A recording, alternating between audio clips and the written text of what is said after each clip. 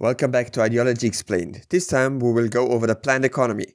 Again, except this time it's planned decentrally. Basically the economy is planned, but instead of a central planning institution planning everything, it's planned on a lower level. For example, on a county level. Essentially everything produced in a certain area would be distributed internally by some method, and any surplus would be in the hands of the community. In this case, community just means county or something around that size. The economy inside that area is planned just as the national industry was in the centrally planned economy, like in the USSR. The difference is that in this model the power comes from below, because the planning institution is elected.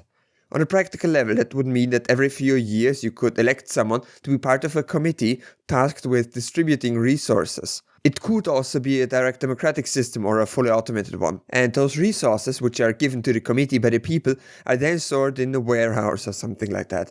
How exactly they would be distributed varies. Some might want to provide those things for free, others would like to keep money as a means of exchange. So something is produced by a factory, ideally a worker co-op, but it could be a capitalist one just as well.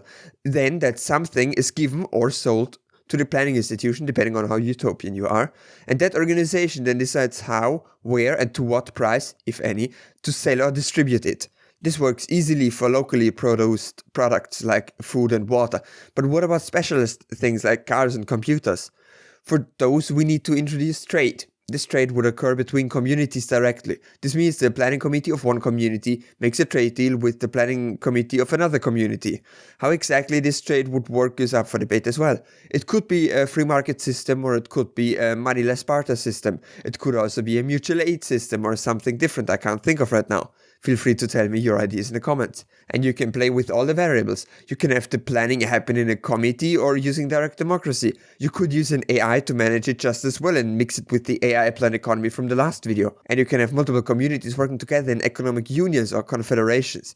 There are many ways because this topic is quite broad. The advantage of this system is that it's decentralized, which reduces bureaucracy and the chance that some catastrophic mismanagement takes place. Cough, Great Chinese Famine, cough. And if one of the communities gets greatly mismanaged in some way, that is still manageable because any reform only happens on that level. So if someone invents deep plowing and rushes it into a practical application without enough testing, the worst that can happen is that the production in one community gets destroyed. And since the communities around it still exist, it probably wouldn't result in mass starvation, which is a plus in my book. It's also anti-authoritarian, which is something anarchists like, but it's also very uncertain, which can be an advantage or disadvantage depending on how you look at it.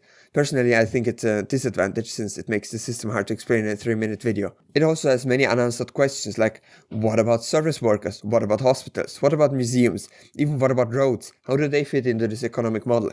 And the answer is, I don't know, but feel free to come up with answers in the comments. After all, this wouldn't be leftism if we didn't all literally talk at the same time about how we would do it. And that's about it. Thanks for watching.